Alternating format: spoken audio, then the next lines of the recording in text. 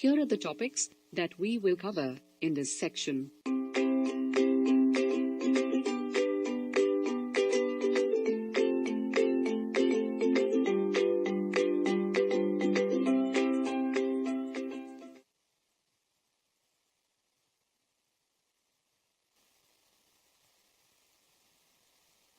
What is an asset class? In simple words, it is a group of similar investment instruments.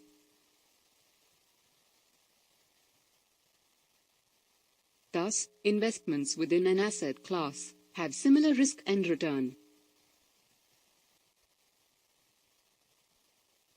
Now, try to identify the risk-return behavior that the given asset classes will have.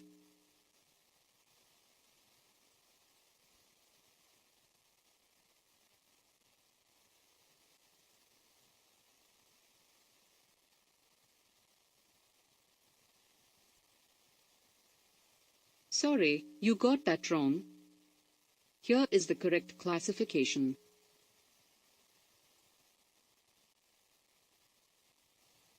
The asset with the maximum risk carries a potentially higher return. Similarly, bank deposits, which are considered low risk, give a low return.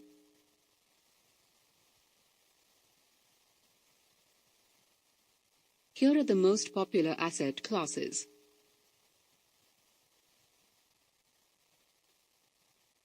Let's now understand each asset class.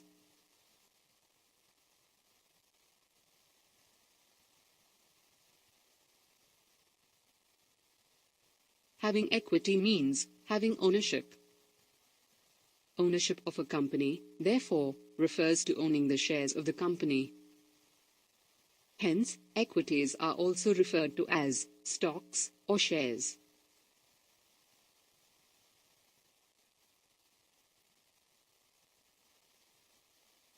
As discussed earlier, the risk associated with investment in equity is high. However, when invested for a longer period of time, equity has generated better returns than most other asset classes. So for whom is equity suitable for as an investment instrument?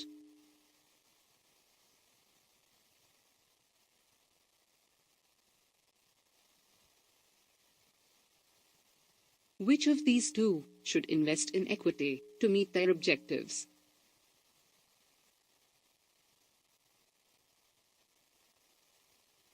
You got it right. A younger investor will have high risk tolerance. Thus he may invest a majority of his money into equities. The second client cannot afford to lose his capital. Thus he should not invest much of his money in equities.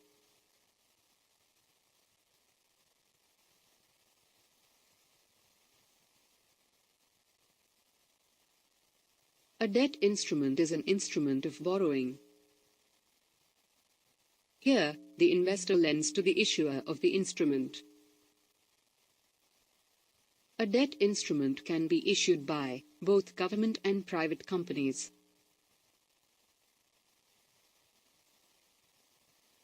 The riskier the borrower, the riskier the investment.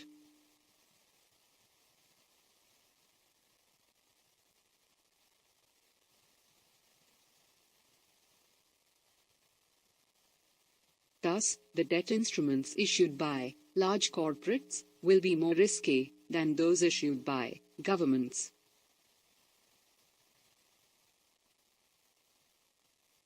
One type of debt instrument is a bond.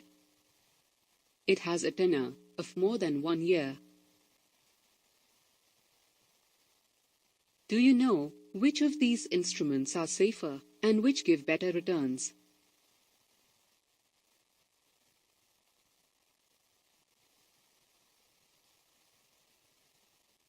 Well done. That's correct. Investment in bonds is relatively safer than equity. Returns are also lower than equity. Now let us look at the type of investors for whom this instrument is suitable. Debt instruments are suitable for an investor who does not want to take high risk and also expects a moderate, stable return. The investments in debt instruments are recommended for a medium time horizon.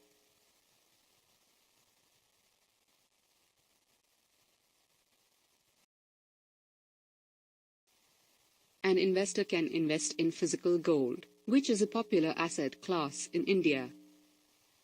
He can also invest in alternate instruments. In this case, investors are not required to buy physical gold. A gold ETF is issued by mutual fund companies, and an SGB is issued by the Reserve Bank of India.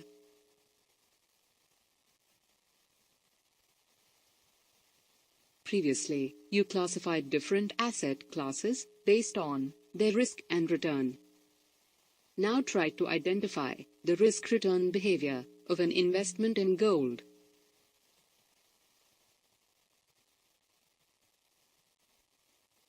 Well done, you got that right.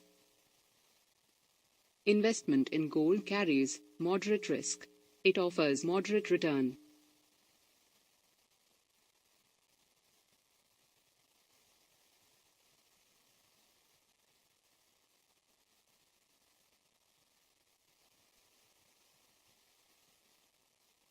Investments in real estate are considered to be high risk.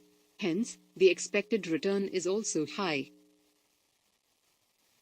It also involves large investments. That is why it is suitable for high net worth individuals.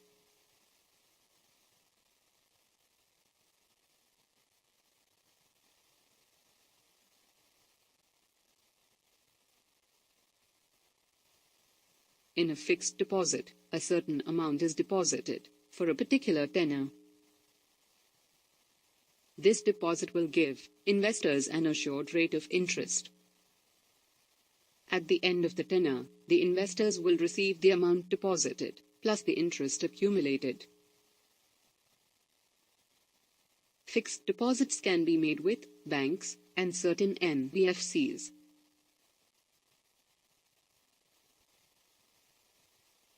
Try to answer this question.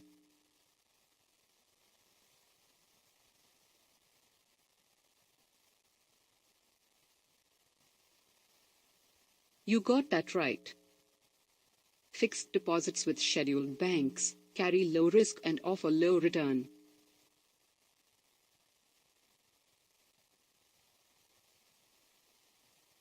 FDs are suitable for investors who have a low risk appetite and want a steady and stable return.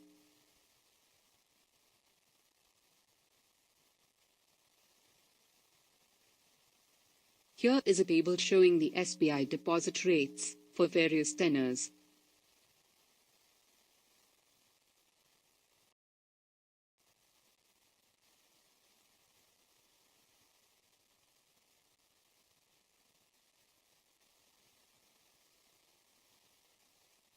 Let us end this session now and summarize all that we have discussed so far.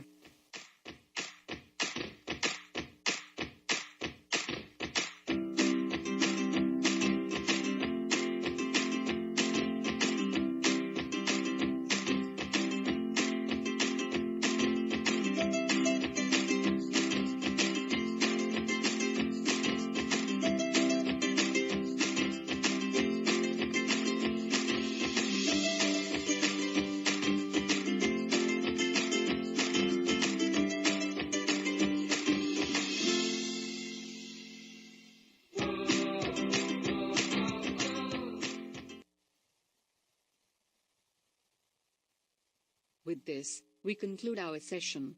I hope that was interesting.